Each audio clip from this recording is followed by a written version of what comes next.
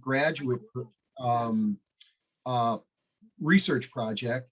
And I want to give her the opportunity to introduce herself, tell us about the project, and hopefully some of you can help her with some of your clients, your loved ones, your friends to participate in this important research project. Catherine, first off, tell us a little bit about yourself and then tell us about your project. Yeah, thanks, Steve, and thank you all for letting me jump in here on this webinar. As Steve said, I'm a research assistant at the University of Maryland, and I'm a current PhD student in public health at the University of Maryland. And we're working on a project with the Horowitz Center for Health Literacy that's been funded by the CDC to learn more about vaccine confidence for Maryland caregivers, so people who care for individuals with cognitive or intellectual disabilities. And yeah, it's been a really interesting project we've been working on all summer, and I can share a little bit more about that with you all. That would be great. Yeah, I mean, this topic is obviously screaming in the headlines every single day is, you know, why are people hesitant to take the vaccine? And especially if we're talking about a vulnerable older adult population. So yeah, tell us a little bit about the types of people that you're looking for. And then I'm sure you can give us some details on how people can get in touch and participate in this research project. Yeah, definitely. So as you said, this is a really important topic right now, and caregivers are a really important group who have been particularly hit hard by the COVID-19 pandemic, excuse me. And so we really wanted to give caregivers an opportunity to share their voice with us and their experiences so that we can learn whether there are access issues or respite care issues with being able to actually go out and get vaccinations, or if there are any transportation or other sorts of issues like that that have come up over the last year and a half related to the pandemic. So we're looking for adults who live in Maryland at least 3/4 of the year, and also looking for people who are unpaid caregivers. And I'll paste some information into the chat, but essentially we'll invite you to share this with your community, or you yourself might be eligible as well. And you can either email me with any questions just to check in about the survey, or you can go ahead and complete the screener survey that will then take you to the larger survey, which is about 20 to 30 minutes long. And you'll receive $10 for your participation after the end of the survey as well. So I invite you to share as far and wide as you'd like, and email me if you have any questions about this. Great. Well, thanks again, Catherine. I will make sure to post this in the follow-up that we send to everybody. And I'm really excited for you to come back on when you've completed this research project and tell us what you learned and how we can use that data to help with future vaccines and what have you. So. Yeah, definitely. I'll be interested in sharing back in a couple of months what we hear. Great. Excellent. All right. Well, thanks a lot. So we're going to talk Catherine behind the curtain here. And then I am going to welcome Paul Weiss, who is the CEO of the Oasis Institute. And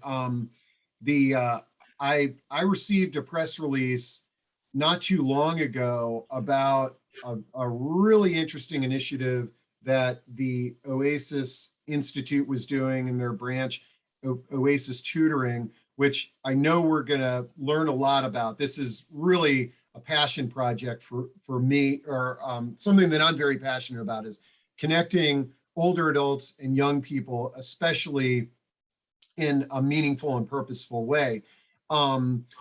But before we dive into that, Paul, let's get to know you a little bit better. I understand you're in the Midwest. Yeah, our national headquarters is in St. Louis, Missouri, and we're a national organization. We have programs in 25 states and 9 full center cities, but St. Louis is where we were founded 40 years ago. And actually St. Louis and Colorado were the first two cities to have the intergenerational tutoring program 31 years ago. Wow. Now, before I've got some questions about Oasis, and I'm familiar. I'm in the DC area, and I'm familiar with the one in Potomac or Montgomery County, Maryland. But tell us a little bit about your background. How long have you been CEO or president of Oasis Institute? And tell us a little bit about your career. I'm just entering my 5th year as the CEO of Oasis National. We have executive directors for all of our centers, but I'm the national president, and I also direct the St. Louis Oasis Center. And my career has been a Forrest Gumpy roller coaster adventure. I have a PhD in clinical psychology. When I did some performance coaching and some sports psychology work. But for 16 years, I was a coach. I coached swimming and water polo, cycling, and running, all endurance sports. Got to go to lots of international events, coached some international Olympians in a variety of sports, and did a lot of youth development through sport. Moved into wellness, and after spending 10 years coaching in California, moved to New York City, worked for a company called Asphalt Green as the chief program officer, and did a lot of work broadly in wellness, a portion of which was a portfolio of evidence-based programs in partnership with the New York City Department for the Aging.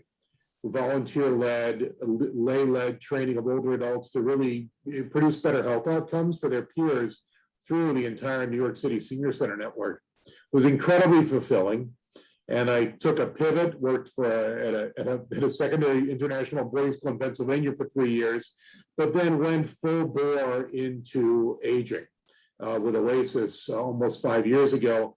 And a particular passion that actually dovetailed with the aging of my parents. I moved back to St. Louis because my father, 93, and my mother, 84, had reached the stage where they needed more support. Dad needed to move into memory care. We needed to sell the house. My mother needed to live independently in a more sustained way, and I needed to help. And not every older adult has kids who can transport their careers. I know how lucky I am, but I was a lucky kid. I had a great childhood. So I'm very devoted to smoothing out their aging process, and I sort of extrapolate my experience with them to what we do at Oasis, which is successful aging. I love it. And yeah, your personal project is usually the topics that we discuss here on these discussions, aging in place, universal design, how to move mom, dementia. And that's why I'm really excited about today's discussion. And it's really the intersection of two areas is where we've got, I mean, the headlines all say, we don't have enough teachers. Teachers don't have enough resources. Kids need additional support and help. And then on the other side of that equation, we've got older adults who are looking for purposeful activities where they can continue to make an impact regardless of their health, work, income situations. So I'm excited to learn about this tutoring program, but give us, and actually, I think you can give us a broad overview of Oasis and how all this works. And then I'm hoping that our audience jumps in with questions and feedback. Yeah, please feel free to interrupt with a question in the chat or whoever Steve has it set up. I'm going to start a slideshow that starts with sort of a broad overview of what Oasis does, and I'm going to, as Steve described, dive into the intergenerational tutoring program. So okay, great. Bear with me while I get everything going here. And all right, so what is Oasis? We are focused on successful aging, and we have three distinct components of successful aging that are actually based on the Rowan Kahn study on successful aging, in which cognitive stimulation, having an active lifestyle, and experiencing purpose were the three major components that produced a series of successful aging outcomes, both self-reported and clinical. So at Oasis, we do lifelong learning, broadly conceived. Steve mentioned our Washington, D.C. Oasis Center. We have 9 centers around the country, and the centers are in St. Louis, Indianapolis, Syracuse, Rochester, D.C., San Antonio, Albuquerque, Los Angeles, and San Diego. But we have 250 municipalities where we have some program presence from our portfolio of Oasis programs, but lifelong learning mostly happens in our Oasis Center city locations. And it's everything from current events, arts and humanities, foreign language, music, performing arts, film, literature, and more practical things like technology literacy has become our fastest growing program area in lifelong learning. Active lifestyles, Oasis does evidence-based health programs, evidence-informed programs. We develop our own, we license the best, we think, of evidence-based programs for older adult health. And we do exercise in sort of this non-commercial fitness industry way that really addresses older adults where they are at in terms of their moving and vitality. And we do a lot of health education and habit change for older adults. All of that informed by evidence or an evidence-based model that we know correlates with healthy aging. Volunteer engagement is the third leg on our stool, and the biggest program we have is our intergenerational literacy tutoring program. And we reach about 50 to 55,000 individuals each year, unique individuals, though the number of touches we have, the number of times people engage with us is in the millions every year.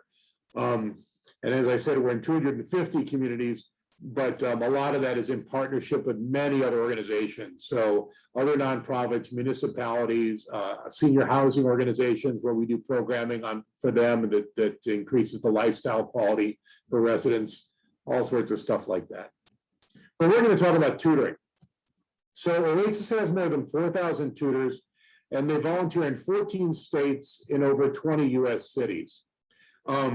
Now, many of those cities, they're in multiple municipalities and school districts or counties. For example, in Missouri, we're actually in 9 distinct counties covering the entire state, and even the Metro East in Illinois.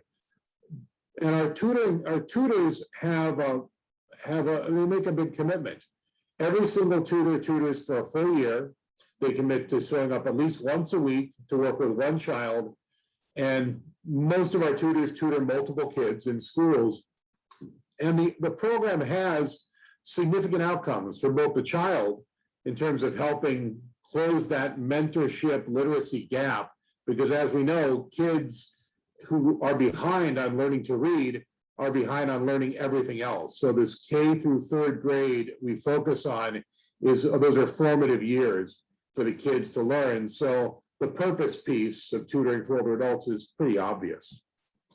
We have we know a lot about the population of kids, but we know a lot about what has happened during COVID.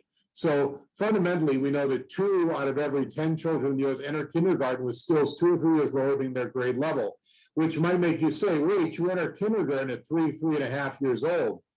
Well, there's a lot of pre-reading that happens at the preschool level and at home, and not everybody has the same preschool experience. And so as soon as kids enter kindergarten, 2 out of 10, a very significant portion, are behind. And that's highly correlated. We'll see a chart later with income, with zip code, where one lives, and by race. There's this demographic stew that you can predict who's going to be behind when they just get into kindergarten. We know that students who start behind typically make only 1 year progress each grade level without external supports. And that means a support that goes beyond what the school itself can do. We know that some 34% of students are below proficient reading by grade 4. And that means this gets worse. So 2 out of 10 enter kindergarten behind, but 34% of US students, by the time they reach grade 4, are behind. So the problem gets worse without external intervention in schools, because all of the things that affect learning for kids, mentorship, attraction to school, what happens at home, they're magnified and they build on each other in these early elementary years, unless there is an intervention that goes beyond what the schools themselves can do. So students who are behind when they start kindergarten make up the largest portion of school dropouts and have a less than 12% chance of attending higher education. So you see this resonating piece that goes through grade 4. You add another roughly 15% of kids behind. But when we talk about by the time kids reach high school graduating age, the impact of being behind on literacy resonates through their entire educational experience. And so when we talk about literacy, tutoring, and mentorship, this is not a recreational program for older adults. This is a life-changing program for kids, and older adults are the lever for changing their lives. And this data is very recent. We know that COVID had a huge impact. Before we dig into this chart, COVID had a huge impact on Oasis intergenerational tutoring. So during the pandemic, you saw we had over 4,000 tutors. We suddenly found out in March of 2020, our tutors were not going to be in schools. So we had to truncate the school year, and schools pivoted to digital learning. Well, as you can imagine, trying to get schools, particularly Title I schools, schools with kids from lower income families, into digital learning when they are under-resourced, behind the digital divide, may not have the right device, is wildly challenging. And couple that with trying to launch digital tutoring programs when older adults are often alienated by technology themselves. We have at Oasis the benefit, as we entered COVID, of being a digital literacy educator. That's a big department of us. We do technology literacy for older adults. So we had all of the resources in place to teach older adults how to tutor remotely. And we launched digital tutoring in multiple school districts, but only about 10% of our tutors were able to do it. And only about 15% of our school districts were able to take on digital tutoring. And a lot of them couldn't take on this in addition to digital delivery of what they were already doing until later in the pandemic. So every single problem that we just talked about in kids learning and developmental delays in reading were magnified by COVID. We know as we re-enter schools this fall, tentatively with the Delta variant raging in many communities, that we are really up against it, that the gaps are bigger, that kids in kindergarten have been even more isolated. There was very little in-person preschool for much of the pandemic, and that kids who only learn digitally and come from under-resourced communities are even further behind. So by the end of the 2021 school year, students were an average of 5 months behind in math and 4 months behind in reading. The cumulative months of unfinished learning are charted here. And you can see by race, by income, and by location, the number of months behind is magnified. If you are Black, if you are lower income, if you live in an urban environment, you are more likely to be behind. Very close behind on 2 out of 3 of these categories is Hispanic children, Hispanic youth, and even white kids in high income communities, living in suburb or rural environments, ended up behind. And the truth is, this was worse for reading than it was for math. So if you look at the chart, you'll see that some of the kids that are behind, it's an amplified loss for Black students, Hispanic students, many of whom, because reading in English is often a second language in first-generation homes, you get magnified loss. So we are leaving this pandemic with a problem that's far more acute in the communities that could least afford to be challenged by it. And many of the school districts we're talking to view Oasis Tutoring as a way to catch up. And we are seeing the demand for our tutors expand as we leave the pandemic. As soon as schools are able and comfortable having us in their schools, they're asking for more tutors than we currently have. So we're recruiting in every single market, which is probably how Steve saw our press release. We're recruiting nationally to get tutors into schools. How does our tutoring program work? It's really straightforward. We partner with school districts. Oasis volunteer tutors are paired with children in grades K through 3, who teachers feel would benefit from a caring one-on-one mentoring relationship. Oh, so my slide ended. Let me start this up again. Apologies. What we know is that the kids who need tutoring are not always necessarily the kids who are on an IEP, who have a learning disability. It's the between the cracks kids. It's the kids who don't get the extra attention, but aren't in a gifted program, are often the ones that connect best with a tutor. And there are also kids that just need a mentoring relationship to better connect them with school and to help build their self-esteem. One of the things we hear from educators all the time, and we have evidence, we do track reading scores, and the reading scores of our kids who are tutored improve. But the other things that improve, kids' self-esteem, their enthusiasm about school, their excitement to meet with their tutor is a very meaningful part of the program. There's research that shows that one of the most important things for a child's self-esteem is a non-parental adult who is irrationally excited about a child. And our tutors are irrationally excited about the kids they work with, many of whom maintain relationships well into adulthood. We have tutors that are tutored for the entire 31 years of the program. We have tutors who have gone to weddings of kids they tutored in second grade and have stayed in touch and done correspondence throughout college. We build these really meaningful intergenerational relationships using literacy as the lever, and literacy improvement is the goal. But the truth is, as the tagline says below, it's one child, one tutor, one school year, 2 lives forever changed. And that's what we hear from our tutors, that this is an absolute life changer for them. The connection with the kid, the connection with multiple kids, the connection with children over time. It changes everything from their health behaviors to their self-esteem to the reason why aging is fun. And our tutoring program happens during the day. It happens in school pullouts from classes. So if you're not retired, you really can't be an Oasis tutor. It's not an after-school program. So not only is it a way to do intergenerational programming, to do tutoring the way we do it within school days, it can only happen through an intergenerational model because you need a retired adult to be in the schools. So Steve, I'm gonna open it up for questions. I have much more to say, but as they say, when you're done talking, maybe you should start listening. This is great.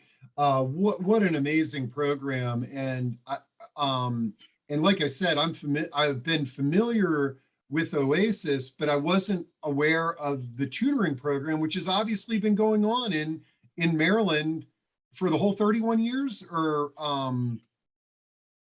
pretty much. Okay, so yeah. One question that came in is related to coordinating the approval to get your tutors into the either the public or the private school system.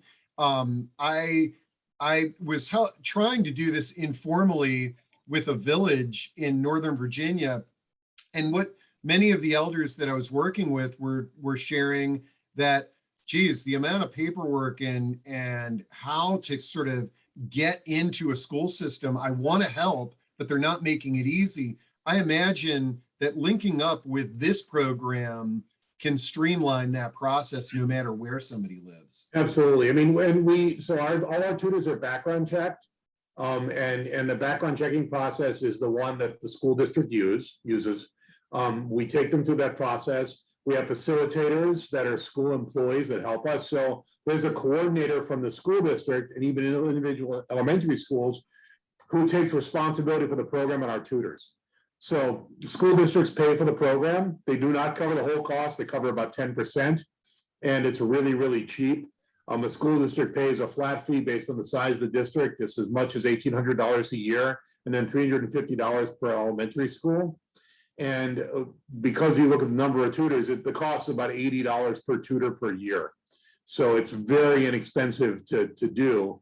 For school districts, it's kind of a no-brainer. They can't bring in an auxiliary teacher's aide for the cost of bringing in 60 tutors to their elementary school. We're cheaper than any other educational solution. And so they're very eager to help our tutors get through the background check program because they know the program. And they also know that our tutors are trained. So there's a pre-qualified process. You don't have to be a teacher to be a tutor, but we do an intensive 2-day training. And then we have in-services, and we have a portal for our tutors called Tutor Power, where they can get access to all sorts of curriculum. And we send them physical books and written curriculum to work with their kids, and lots of support materials to log learned words, to tell their own story, to learn how to reading comprehension. And so many of our tutors, after they've really consumed a year of our books and packets, start picking out books themselves. My mother was an Oasis tutor. She would go to the library and take out children's books that were of interest to the kids she was tutoring, and design her own lesson plans. But and we know that happens a lot. So tutors become increasingly independent and self-starting once they master it, but we give them really good training wheels. Great. Dorothy's got her hand raised, and so I'm gonna unmute her. Sometimes this is a problem or a by accident, but Dorothy, did you intend to raise your hand, and do you have a question or comment? I did. Paul, I'm the executive director of Brand Involve, a very similar program here in Fairfax County. And my question you just answered, and that was what are the qualifications for the tutors? I wanted to know, do you seek out retired teachers, or is that, is anybody eligible to become a tutor? Absolutely anybody. Well under half of our tutors have any educational experience. In some of our tutoring outposts, it's 20% are retired educators of some sort, and 80% have never done it before. And we really think it doesn't matter. What matters is enthusiasm. Okay, thank you. Great, thanks, Dorothy. And Dorothy, make sure that you put the Grand Involve information in chat so other people can learn about your program. That's great, thank you. Let's see, Diane Lifsey says, do you have tutors in Washington, D.C.? And what I'd also say is, do you have a relationship with the school system in Washington, D.C.? Yeah, we're in multiple school districts in Washington, D.C. I actually don't have the district map in front of me. We do have granular maps of all these. I don't have the list in front of me. And that's in part because we're in hundreds of districts and hundreds of schools, so I across the country, so I don't have all of them. But if you are interested, you could certainly reach out to me. Steve has my contact info. I can tell you which districts we're in, and we are always striving to expand. So if there are additional districts that people can make introductions to in Maryland and the DC metro area, we are very interested in expanding what we do. The director for the tutoring program in DC is very strong. That's great. And I imagine that you've got a formula in that, like, let's say that somebody is in South Carolina and you don't necessarily have a school in their county. That's a great opportunity for you now to forge a relationship with that school district and grow the program. Is that kind of how this expands? Yeah, it's relationships and funding. Oasis Tutoring exists in several communities where we do not have a center. So there's no center in Denver, we're there. There's no center in Connecticut, we're there. There's no center in Ohio, we're in a couple cities there. So, Oasis Tutoring exists where there's enthusiasm for the program, there's an interested funder. It's not very hard to, it's not a very expensive program to deliver. You're training volunteers, you're partnering with school districts. If we can find an interested community, we can make a tutoring program happen. Now, going back to the centers, I remember when I first learned about Oasis, and actually I think there were several that opened here in the DC metro region, but everybody referred to the centers as, there's the senior center in the middle of a department store now. Like, do you guys view yourself as a senior center, or how do you sort of? We call ourselves Oasis centers. I mean, we call ourselves Oasis centers because the senior center has a pejorative concept around it, because senior centers are food and bingo and external resources like Meals on Wheels, which are absolutely essential services. And we partner with a lot of senior centers. We have great leadership. They're great municipal partners. In San Antonio, for example, our Oasis Center there, We are the program provider for the Senior Center Network in the city of San Antonio. They've invested a tremendous amount of money in state-of-the-art, beautiful senior centers with great education spaces and fitness spaces. And it's an absolute honor to be their program partner. So, you know, we are distinct from senior centers, but we partner with a lot of them. And I feel like we partner with some of the best of them. And, you know, we do have an elephant in the blind man problem where, you know, someone may do lifelong learning with us, but not know about our tutoring program that we tell them in every publication, or they may be doing our exercise programs, our Tai Chi for fall prevention, a yoga class, a tap dancing piece, and then find out that their grandchild has an Oasis tutor and said, same Oasis I do tap dancing with? And the answer is yes. And so it's, you know, when you're multifunction, it can be complicated. I love the, I've never heard it referred to as the blind man problem, but that is, that you're spot on. And so many of us deal with that where we're communicating with our audience. My question about the senior centers was kind of a baited question because one of the things that we talk a lot about is the stigma of aging, the language that we use, the wonderful services that are provided at senior centers, but because they're called senior centers, the audience that they want to attract will not go there. And this is a common problem. And I think that, you know, I've seen in the classes that I've led at the Oasis centers, such an engaged and such a broad and large audience. You guys are doing a lot of stuff right. And this tutoring program is absolutely amazing. Ada has a question. She says, how do you choose the school and the student? How do you measure the impact of your service on minority students? And how do you do fundraising? So she's got 3 questions there for you. Anna, you really piled on there. So, you know, this is like any relationship. A school district has to be interested in us, and we have to find a funding resource to lift the program. So I'm going to answer sort of your questions in a blended fashion. There are communities in which we have a single sponsor for tutoring. There are others, like in St. Louis, where we have a very large program in the St. Louis metro area. Over 2,000 of our tutors are here, and we're in 27 school districts throughout the metro area and mid-Missouri. We have a pastiche of funders. United Ways, they're very small and regional. We have, and St. Louis United Way, we get support from small foundations. We do individual campaigns. We have a Beyond Books event every year, and we cobble together the funding to sustain the program. When the program is big, it requires several full-time staff members to administrate. And obviously, if we're publishing curriculum and buying books and doing in-person trainings, it's a big lift. And so the funding is, you know, it's really cobbled together. We are contract holders in Missouri and Illinois with Senior Corps. We are part of what was formerly known as the RSVP program. It's now Senior Corps. And that to answer the second part of your question, to receive federal funding from Senior Corps, we have to do a very comprehensive year-long anonymized reading score report where we show improvement, differentiated improvement among kids who are tutored by Oasis tutors. And so we look at those outcomes. We do track them school by school. We do look at grade equivalencies across school by school, so we can break out by a school that serves primarily lower income or minority kids, or is geographically in a rural or truly urban environment. We can tell for each of those communities where we are in terms of our reading score results for all of our RSVP funded programs.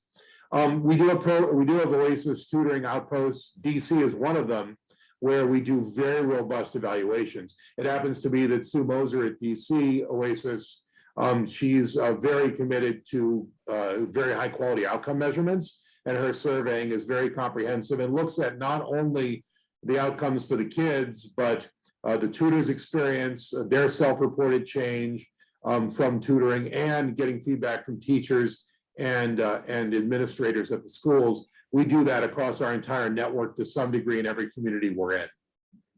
Great. Thanks for answering those questions. Now, out of curiosity, and Ada says, thank you, Paul, very detailed answer. So last year, most school systems were virtual. Were you able to sort of operate in that environment, and what happened to the program? So we quickly mobilized a pilot program to test out some things. So St. Louis County Library and Oasis partnered in the summer of 2020. So, we started planning this as soon as the pandemic hit, to take a summer partnership program that we had and move it virtual. We discovered that the demand among families exceeded the number of tutors we had trained. And but it allowed us to perfect our training process for tutors and for families who were putting a kid in front of a screen with an adult they didn't know, to use Zoom and a program called Epic that allows a read together of a shared book from a very comprehensive library in a way that feels a lot like an in-person tutoring session. We're still doing some of that. Even as we move back into school, we have not stopped doing that. We also launched an entirely new literacy model. We launched a Postal Pals program, where teachers and students, where tutors and students both shared a book experience. They read a book together apart, and then engaged in correspondence. A pen pal. Postal Pal is a pen pal program, and our tutors loved this. The kids loved this. Receiving a physical letter. We forget how fantastic that is. Personally, when I was in elementary school, I sustained a very long correspondence. I still have all the letters with my maternal grandmother. And I learned all about her childhood, growing up in the tenements in the Bronx, and I kept all those letters. This is not dissimilar from what was happening as we grew the Postal Pal program. There are several school districts that, even as we go back in person, are going to sustain the Postal Pal program because kids like it, tutors like it, and schools think it's a meaningful way to express literacy. Great.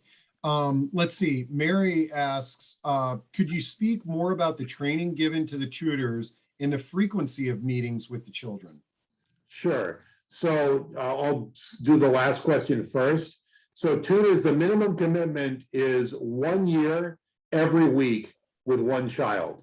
Now we have some tutors that tutor 12 children. They meet with each of them every week for a year. And we have several tutors who commit to 2 or 3 years with the same child or same group of children all the way through the end of the third grade. Sometimes if they feel the kids need it, we extend to fourth. So the commitment on a child by child basis is very deep. We know that the child has to know this mentor tutor is going to be there every single week. And that's part of how you get this experience, esteem experience of having this older adult who's just really excited to see you and a kid who's really excited to see an older adult. It's this habituation of the relationship. And you also discover the things the child is passionate about and then explore them through reading. So you learn the kids can explore their passions through word. So it's good to have it be consistent. The training, we do a 2-day intensive training. We're going to try to do some of it online this spring because Delta is preventing that in many of our communities. But it involves teaching people exactly our approach to reading, which is consistent with most school-based curriculum. So there's a variety of different curricula. We satisfy nearly all of them in terms of our approach to reading and how we train our tutors. I won't exhaust you with the 6 steps and go into all the portions of that, but we have a methodology that's been developed by educators so that we satisfy most curricula. And then we have curriculum packets that go out pretty much every week with books attached to them for tutors to explore and how to approach the book and exercises to do with each of those books. And then we have in-services, and we don't just talk about teaching reading. We talk about restorative practices. We talk about children dealing with trauma. We talk about how to deal with self-esteem challenges in a child. We talk about how to find what a kid loves if they're reluctant to engage with a book and then turn that back into a reading experience and every other topic you can imagine. So we really try to get our tutors equipped with more than just this is how you teach reading. It's, this is how you explore the black box of a kid. And these in-services allow tutors to also talk to each other. We get the questions from tutors, I have this child that I'm working with, I don't think they like me, or man, I'm having trouble liking them. How do I build a relationship with a child? Because, you have 4,000 tutors and thousands and thousands and thousands of kids, not every match is a marriage. And how do you make it work anyway? And it's, imagine what it's like for a tutor to discover why a child might have been reluctant. One of the most heartbreaking stories I've heard is a kid just wouldn't open up with a child, and the child kept saying, well, I didn't know you were going to be back every week, so I didn't think it was worth it. And when the child finally said, you really are going to come every week, and the adult said, yes, I am, whether you talk to me or not, the child started to just really open up and share because they knew there was safety. This adult wouldn't disappear from their lives. And imagine how the tutor felt. They now knew, oh God, I have an obligation to this child to not disappear from their lives. Well, that's going to change both their lives. What a great program. Ada, you've won a great fan here in the DC area. Ada says amazing commitment. She has goosebumps, and I would agree. And she's also used the Epic app, and she said it's fantastic. Yeah, I mean, this is such a two-way street, because one of the things that we hear a lot about is our elders sort of finding a new purpose, after their kids are out of the house, after they've left the job, maybe they've lost a spouse. And you've just described an amazing way for somebody to get excited about getting up every morning and being able to contribute to making the world a better place. One thought here, as you brought up the Delta variant and the questions that are coming up with, our upcoming school year, I imagine that if you can make those in-person connections with the students early on in this school year, that if we need to restrict, visitors and things of that nature, then it could make the online connections much more meaningful. So it's sort of like getting the students and their mentors introduced, then probably the online would be better. Is that something that you guys are playing around with? We saw some of that with the first pandemic. I mean, the tutors that were most motivated to engage digitally, and the kids whose families, even if they were really behind the digital divide, they didn't have the right device, they didn't have high-speed broadband, but they're motivated to fix it, were the ones who wanted to preserve a relationship. So that's entirely right. I mean, people that want to stay connected will take on new skills and get over challenges to do it. I'm breathlessly hoping that the booster shots, that school-based protocols for safety will keep us together. And I think they can. I'm very encouraged by the results in the booster. But, every school has different policies. So, we're going school by school by school by school to see how we can sustain the program. I mean, this will end at some point. And I'm hoping it's not absolutely. Yeah, but this is amazing. Well, once again, I look at the clock and it's like we're almost done with an hour here. I'll throw out to the audience, if you've got any other questions, comments for Paul, make sure that you get his contact information so that you can reach out to him and his team. I encourage you to look at the link of the Oasis centers nationwide and find one that's close to you. If there's one close to you, make sure that you spread the word about this amazing resource that's out there. So Steve, also, one of the things we did during the pandemic is we launched a national virtual center. So if you go to oasiseverywhere.org, you get access to the best content from every Oasis center around the country virtually. We have determined, because we have such an enthusiastic response to it, especially in cities where we don't have an Oasis center, that this virtual center is perpetual. It's not just a COVID pivot. We're going to be dual venue, a national virtual center and our in-person centers forever.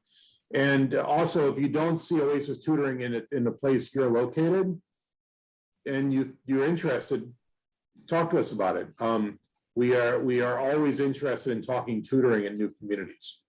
Great. Well, yeah, and the Oasis Everywhere, which I dropped into chat, kind of reminds me of the Senior Planet model that we had on here early in the pandemic, where they had centers too, and then they discovered that, oh wow, this content can work anywhere you're at, and now the walls are much more blurry. This is an amazing resource.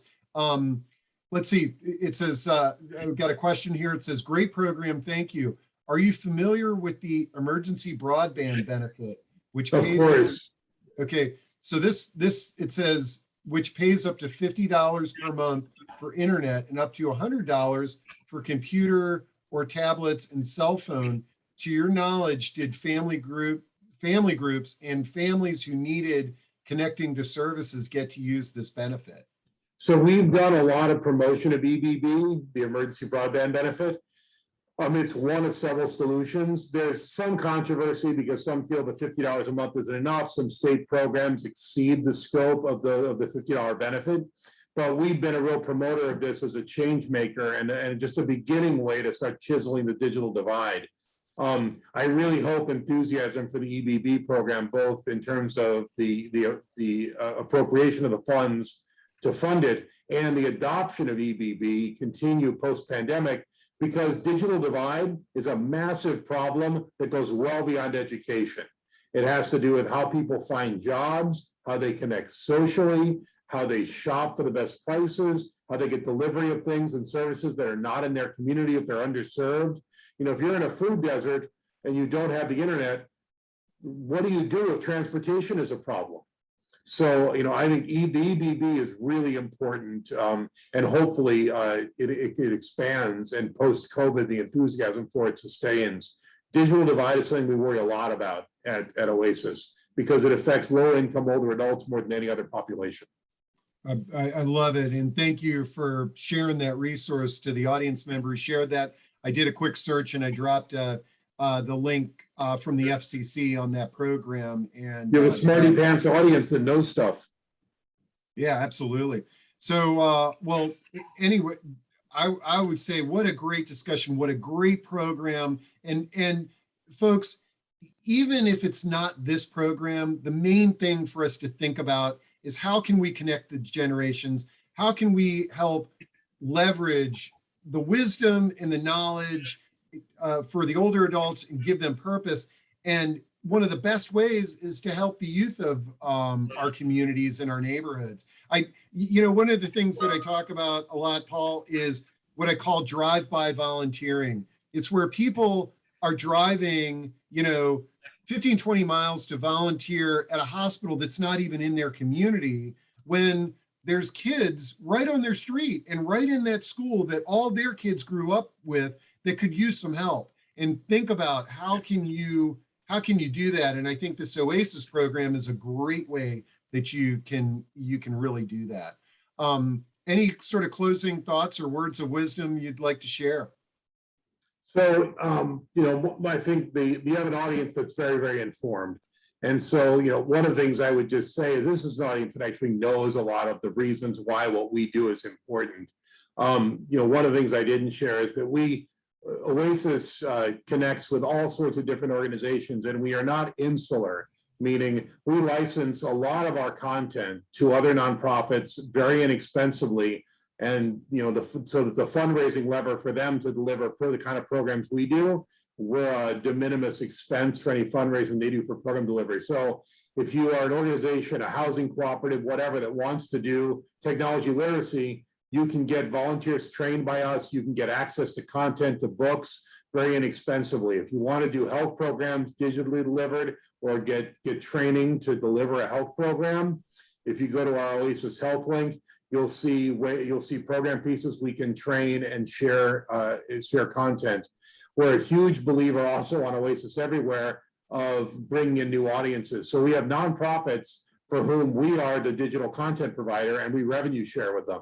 So, and geography doesn't matter. So Banner Alzheimer's in Arizona is a content provider.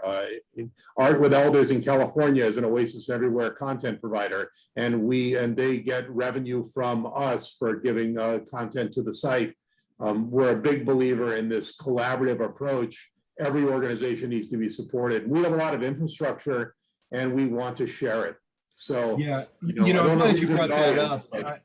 I'm glad you brought that up because when Dorothy was talking about the Grand Involve program that she runs in Northern Virginia, the first thing that popped into my mind, I bet you there's a collaboration or a partnership that might be able to be forged with your organization and hers.